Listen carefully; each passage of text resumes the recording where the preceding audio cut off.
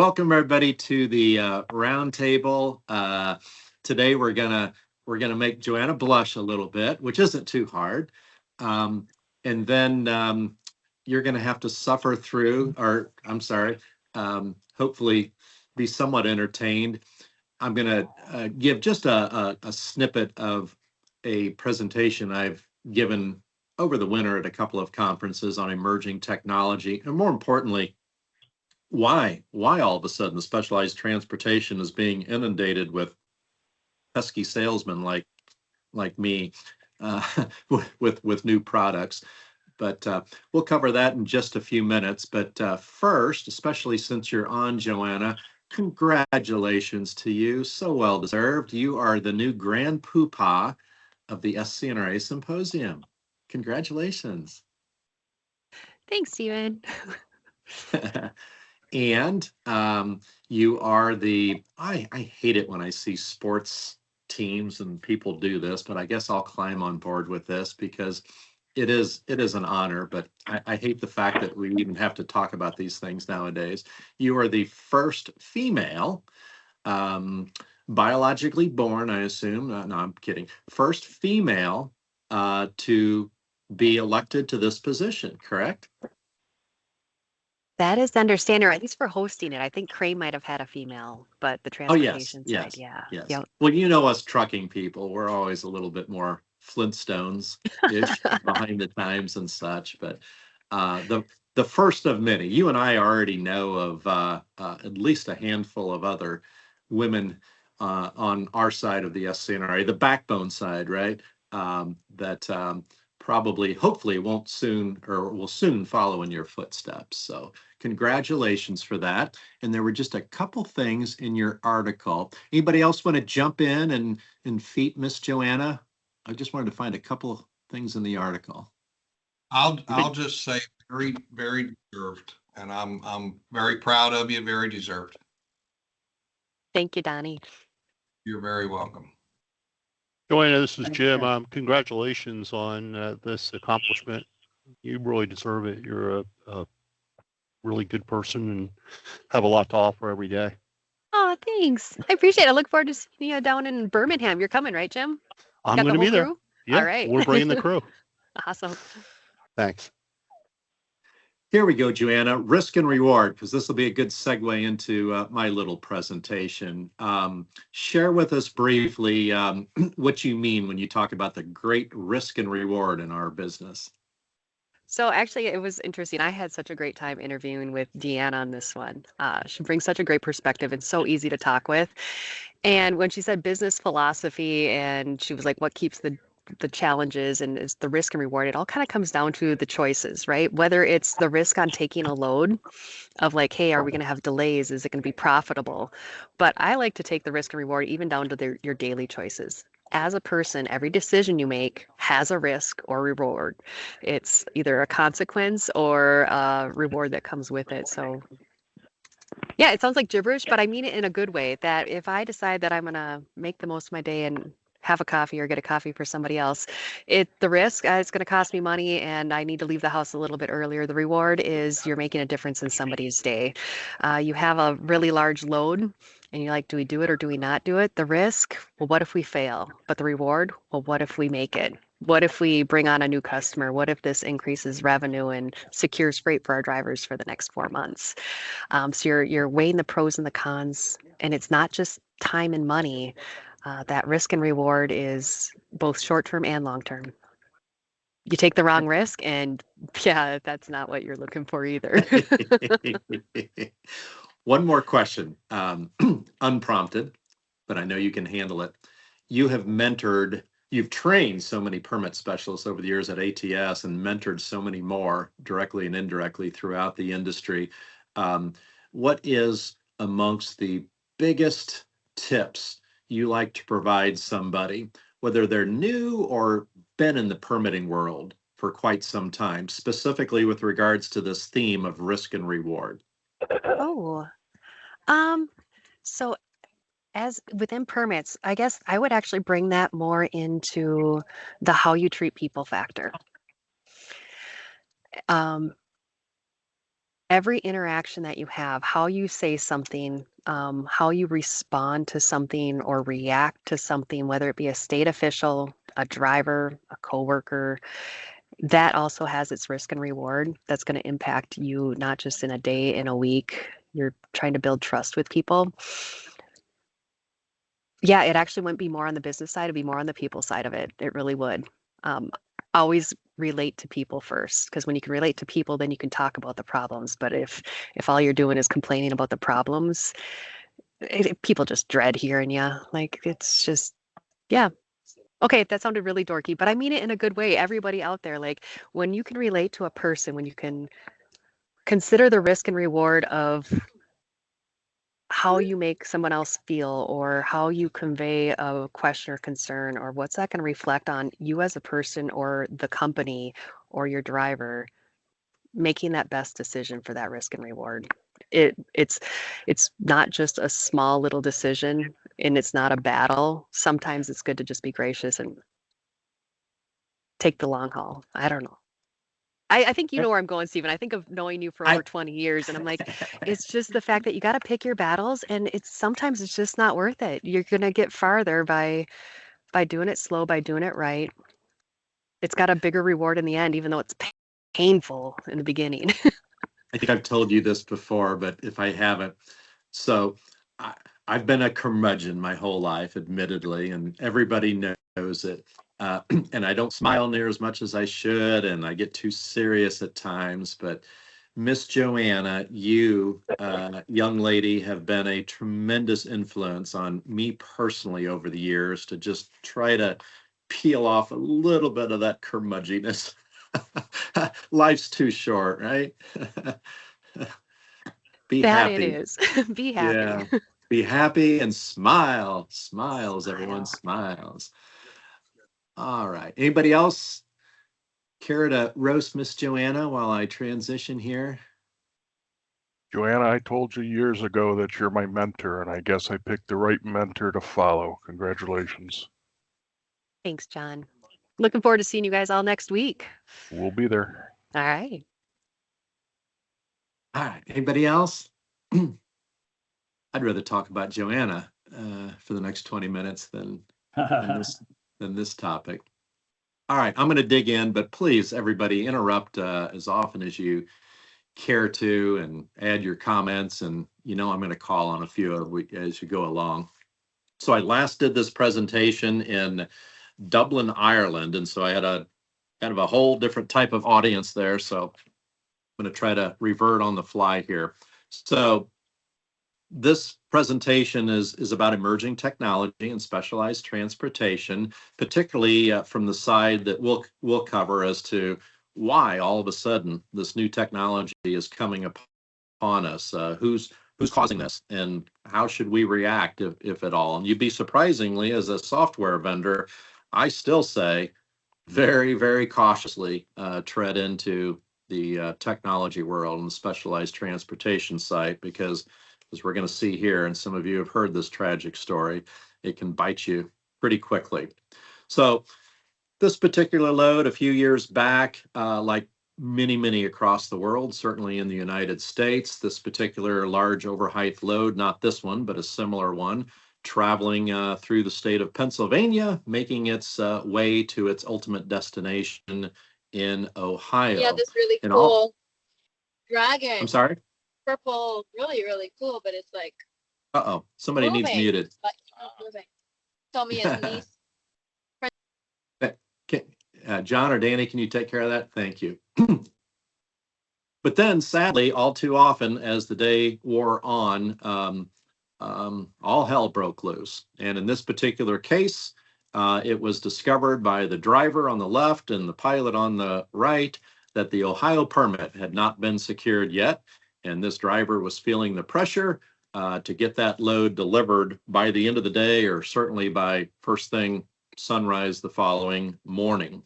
So they cussed and discussed, and lo and behold, this pilot made the right decision by telling the driver, nope, I'm not moving forward without that permit in hand, and us having discussed the route.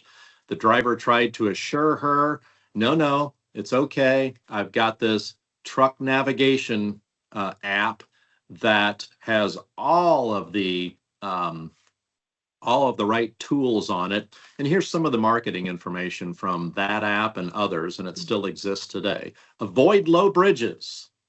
Access your route safely. Couldn't have been farther from the truth. Armed with just his truck navigation app, which claimed to have all the vertical clearances called out ahead of time, his vessel struck this overhead structure late at night in the state of Ohio. The vessel came crashing down, and a young father and husband, 38 years old, struck and was instantly killed by this particular load, all because this particular oversized, overweight truck driver, who was later charged and convicted, only got probation, believe it or not, but charged and convicted of vehicular homicide, causing the death of this gentleman whose family, unfortunately, spend the rest of their life without him because of that one error based on his faulty assumption of technology. Technology is not good or evil. It's about how people choose to use it.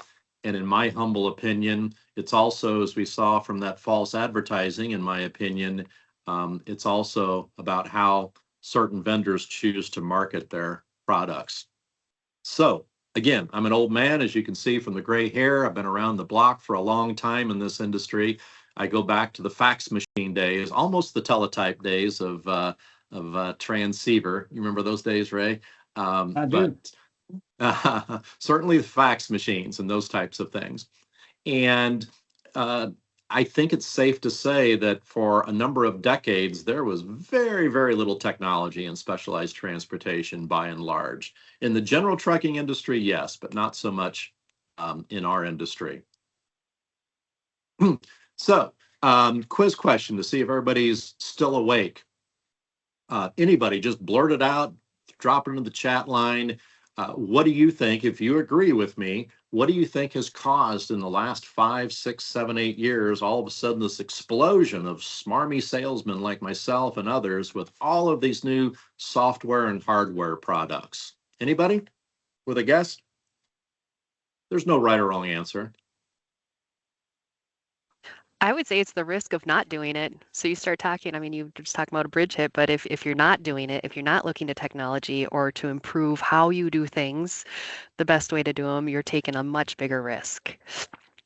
Amen, Joanna. Anybody else?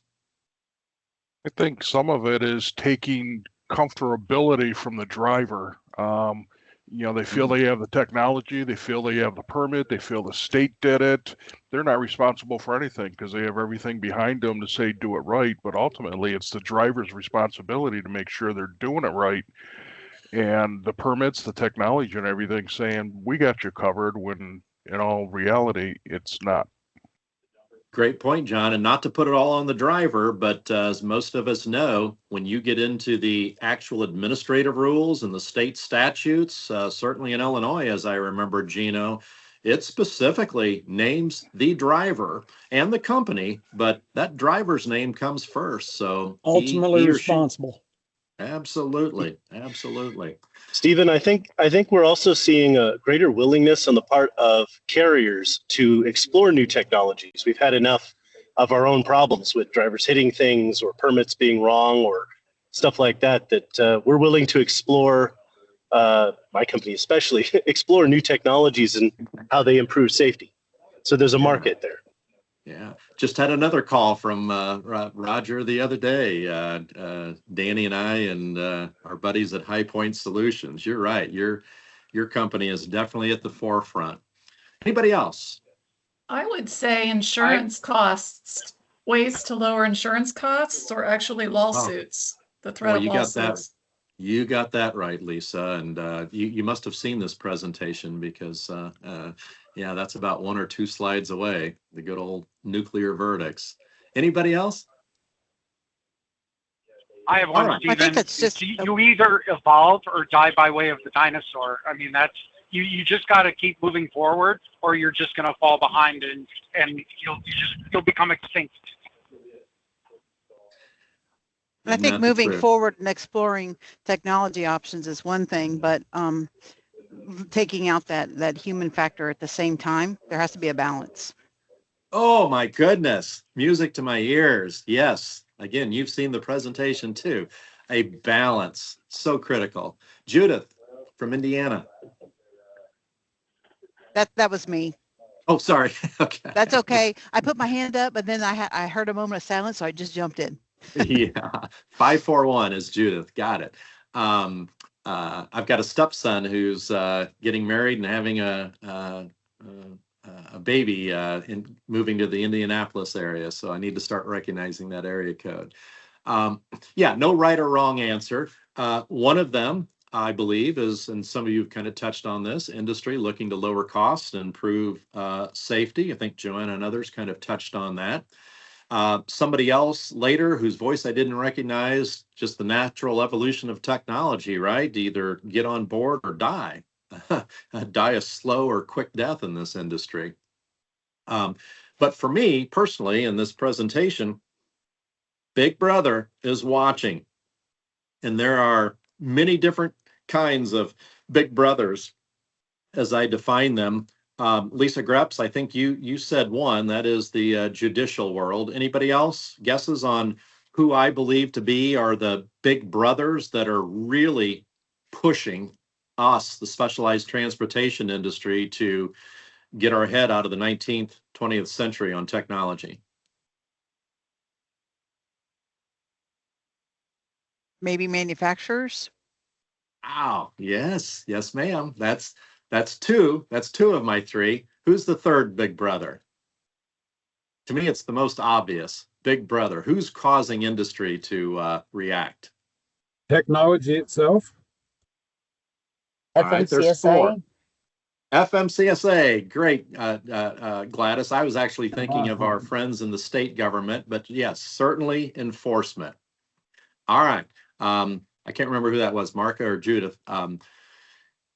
Your customers, quite frankly. So AEMs or OEMs, I don't know what an AEM is, OEMs and manufacturers, your customers, you think they've been Big Brother, right, for the last 20, 30, 40 years, breathing down your necks, carriers and providers of theirs.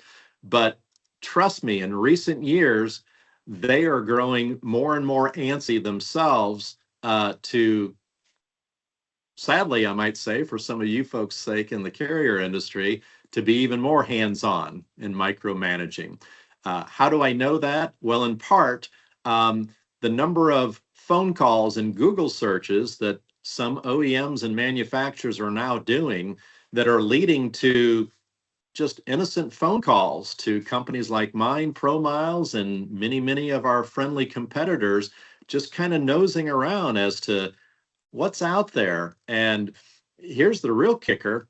Some of them are starting to show some interest, not solicited by us, but show some interest in not only wanting to know what's out there, but possibly how can they track themselves at a higher level with what's going on with respect to their carriers and such. Big Brother is coming. Lisa Greps mentioned the judicial world. These truck or these ambulance chasing attorneys, as I refer to them. They've been around forever, right? In the general trucking industry. Now, in the last 5, 6, 7 years, as evidenced by their own marketing efforts, here's basically the story they're now telling to potential clients and victims.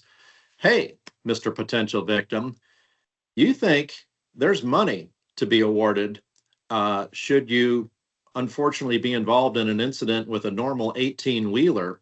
You ain't seen nothing yet until you might unfortunately be involved in an incident with an oversized load. Why? Because unlike the 18-wheelers, those in the specialized transportation industry have many more hidden provisions and small font and print, not the least of which is pre-trip meetings, axle spacings being absolutely correct, curfew violations, even if they're 5 minutes over sunset. That, Mr. Alleged or potential victim, is where the real money is to be made. So certainly the judicial system and these nuclear verdicts, I believe, are also causing this newfound interest in technology in our industry. And finally, Big Brother, as I think Joanna mentioned, FMCSA, governments themselves are slowly but surely taking action. What kind of action? Most of you are familiar with this. It starts with down below, certainly in the weigh scales, as Gino can attest. Well, Gino, why don't you just take a second if you're still with us and tell us what's going on technology-wise, not only in the scales, but otherwise in terms of law enforcement, truck enforcement, monitoring technology. Oh, well, I can tell you just in a couple cases just last week, we had a weigh in motion scenario where we had a set of portables sitting near weigh in motion. They were just monitoring it on their little laptop computers in their truck, and a load went across, and they were it was here 123, 128,000. So anyhow, the portable scale guys went out, wanted to see their permit. Guy didn't have a permit at all. So anyhow, they sat around, started writing up ticket. Next thing you know, guy goes, "Oh, here's my permit." Well, within seconds, he obtained a permit and handed it to the guy. So they came back and they looked into the ITAP system, which all the law enforcement officers have capability of doing. And they pulled the permit up and noticed that it was actually purchased after he was stopped. So you're talking about speed of technology and the speed of enforcement. So it ended up, it was, I think, costing like 14 grand, something like that for running without a permit in the state of Illinois. Similar situation happened the other day over, again, Williamsville, north side of Springfield. The infamous Williamsville scale. The entire industry knows it well. Yeah, I saw some comments yesterday on Williamsville scale on one of the Facebook heavy wide haulers or something. I can't remember which one it was, but yeah, and it was the officer's birthday yesterday, so he was kind of happy. He was getting recognized a little bit, but we don't enjoy. I'd rather see everybody comply with laws than breaking laws. But we had one for 43 grand the other day. Had the one I just mentioned for 14, but we also have, we're along with High Point, Hawkscan High Point, we're trying to bring a system in that you're kind of seeing, you're seeing the pre-pass a little bit up there with the weigh in motions in the top right, but we're also utilizing that overhead system to do actual measurements while the trucks are in motion to a 1/10 of an inch. And so, here we go. There you go. I'll let you talk a little bit more, Stephen, but we've got that working at a scale, and that's, by utilizing that technology, you're preventing bridge strikes. And by doing it, I'm trying to reward the haulers by, if you give me good measurements and you're complying with your permit, buying your permit, you don't have to come to complete stop at all. I'm going to, it encourages good measurements and good safety practices. And by doing that, it's saving me having 2 officers inspect your load, bring you to a complete stop, waste of time bringing your permit into the building, and then getting you out. So by keeping that truck rolling, better fuel efficiency, everything else.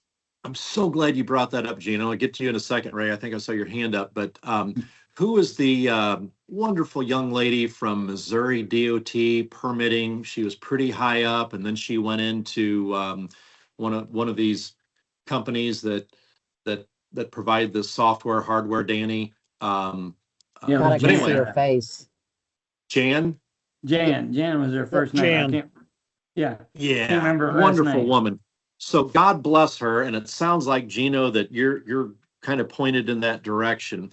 When I was at SC&RA, she came to us and she piloted a little project in Missouri or Kansas whereby, well, let me just cut to the chase. The ultimate goal was, but it fell apart for lack of interest there.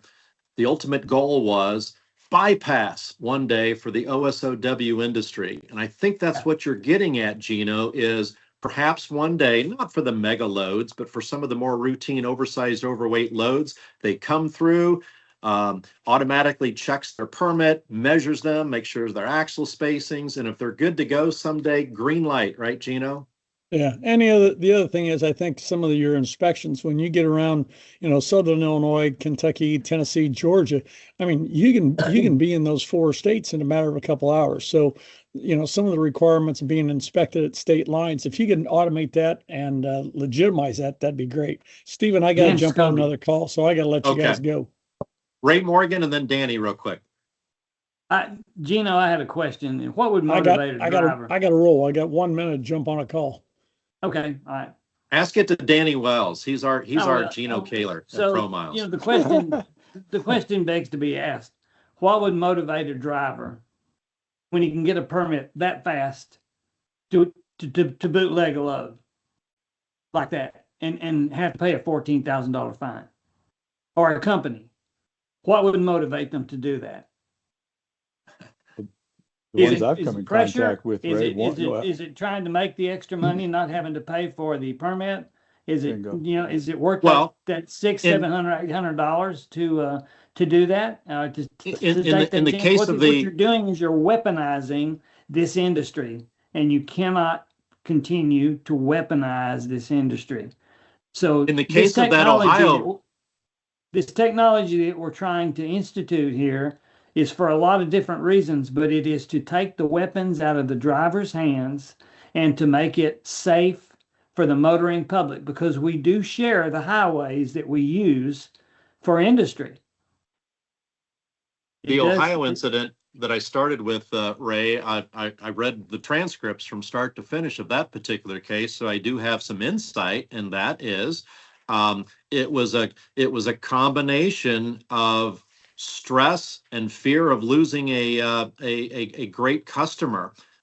You had the higher ups within that carrier hollering at the dispatcher. You had the dispatcher leaning hard on the driver of the load. You had the driver of the load trying to pressure the pilot car lady into moving, which she made the right decision not to. Yeah. So yeah. my first answer to you is fear of losing a customer, because as we all know, and Joanna even touched on this, I think, in her article, or somebody did recently, there is always another fly-by-night carrier or two that some of those, your customers, will be glad to turn the load over to them. And it's happened to me. It's happened to me in many cases. I've had instances where, we're in Texas. It takes 6 to 8 weeks to get a superload permit. But you got a carrier standing over here saying, "I'll take it and I'll deliver it for you. I don't have to wait on a permit." Yeah, and they do, Danny, and they do, and they get out successfully. And then what do you got?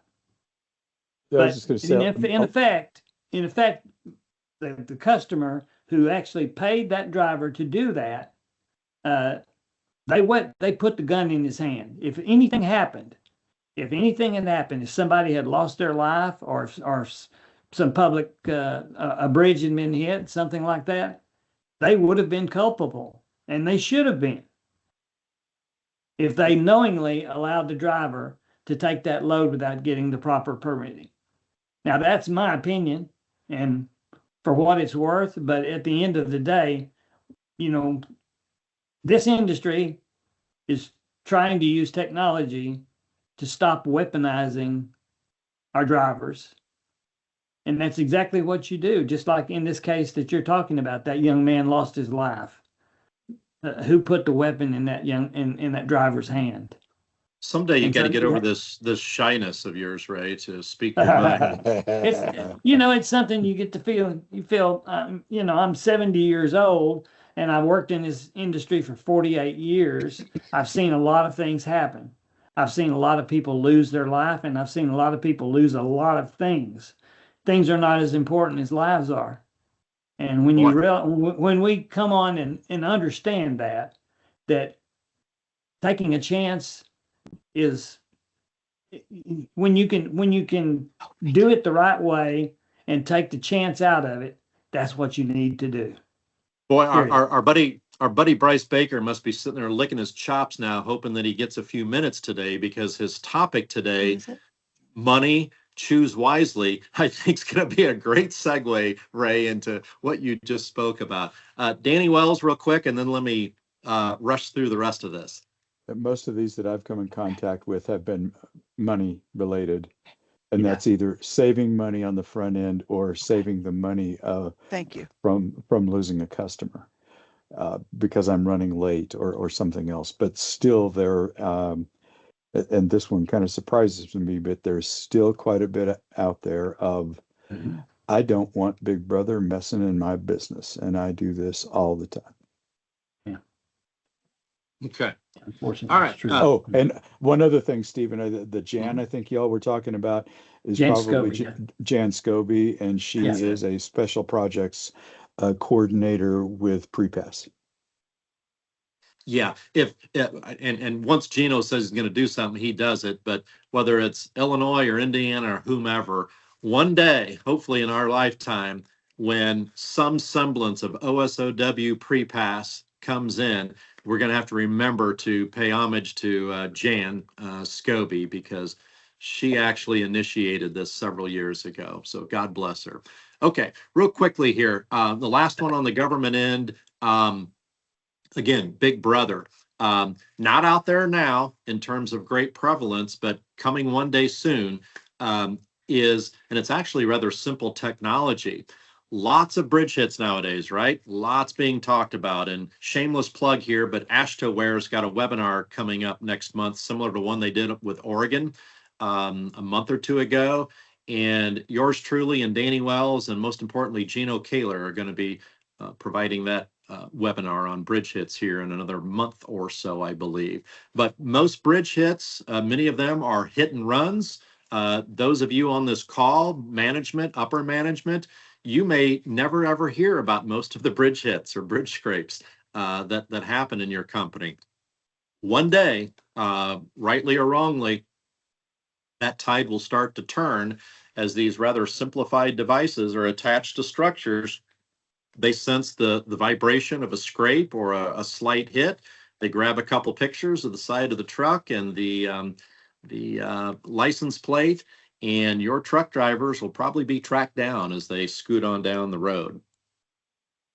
Okay, so industry's response real quick. There he is, Isaac. So Isaac was nice enough to be my male model. I kind of choke when I say that, Isaac, a little bit, but you know, I'm teasing. Here's how route surveying is currently done. Oftentimes, probably will continue to for some time. Handwritten notes. Isaac's are actually a little more legible than most I've seen. Out measuring by hand, right? Coming soon, and there's various vendors that some are out to market now, some others like us soon will be, with digital route surveys. And the driver is tootling along on the route survey. Hopefully they pull over and follow state laws, but whether they do or they don't, nice little drop-down boxes on their tablets to denote the obstruction, make a note or two, snap a picture or two, get back to the home office and print those suckers out. No more 2 or 3 hours of going through your handwritten notes or your audible notes. You print it out in chronological by milepost and pictures, and you're on your way. Here's a device that actually has been around for a while, but now all of a sudden, and there's a vendor at the symposium. In fact, I think I'm on a panel session with him, and this might be his product or one of them.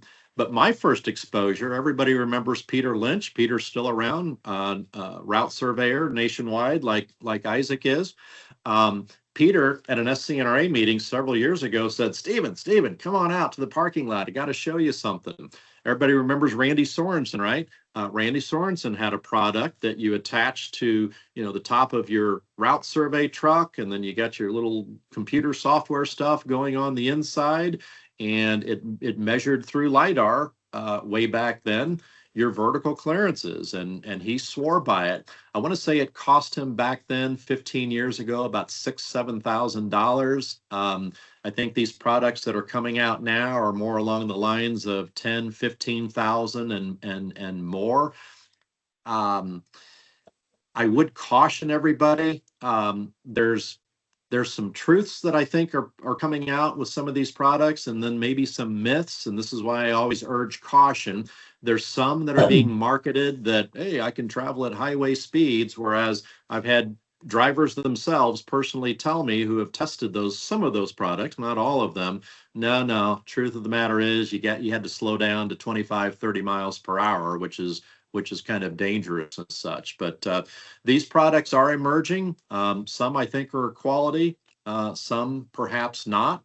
Our buddy Kevin Quitang, I like to plug what he's doing in terms of high tech, these simulated swept paths, which I think are so super cool in terms of helping, I think primarily small to medium sized carriers who don't have their own engineering staff and design folks. But what I really like about this is, and I know we have some state officials on the call, I feel like Kevin's really onto something in many senses, not the least of which is when you, the industry, are attempting, sometimes beating your heads against the wall, pardon me, Indiana, with some bridge engineers and district engineers, your ability to show them in this type of technology how loads may or may not be able to traverse certain routes and such, I think is brilliant. And the other thing Kevin's products can do is he can, on the fly, as they're doing this demo for state officials, he can mix and match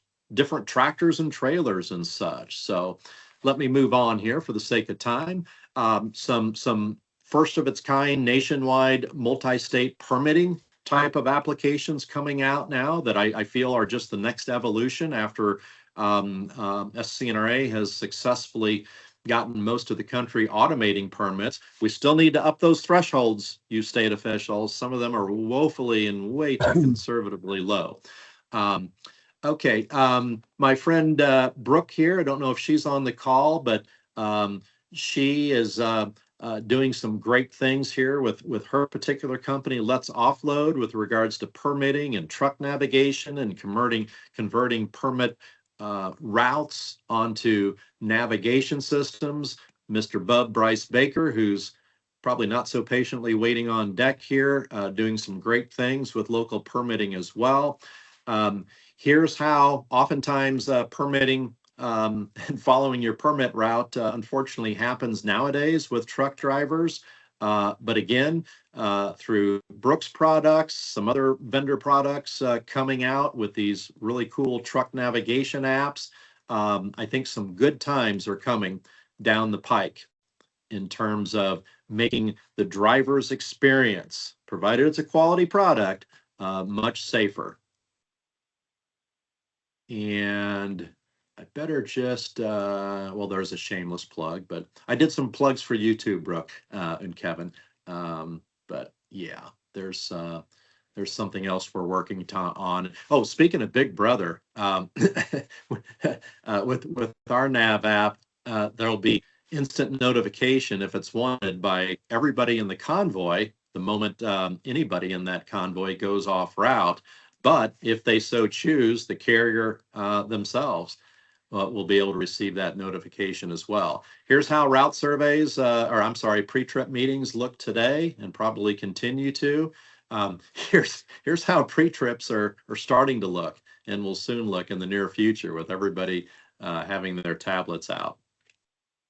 Real quickly, I don't endorse or not endorse any of these products unless they're mine, but this product has been out for a while now. It's supposed to light up and do 3 quick flashes when the high pole hits. We've been talking with some folks about getting that high pole to the point where it can communicate literally with the drivers and others.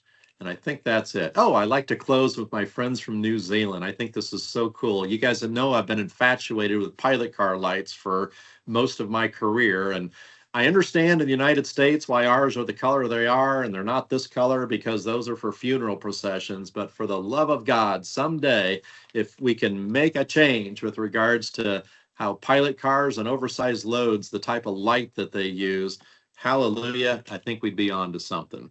All right, anybody have any last minute quick comments or questions? Are y'all sleeping? Y'all are probably sleeping. Oh, job. thank you, Ray Moore.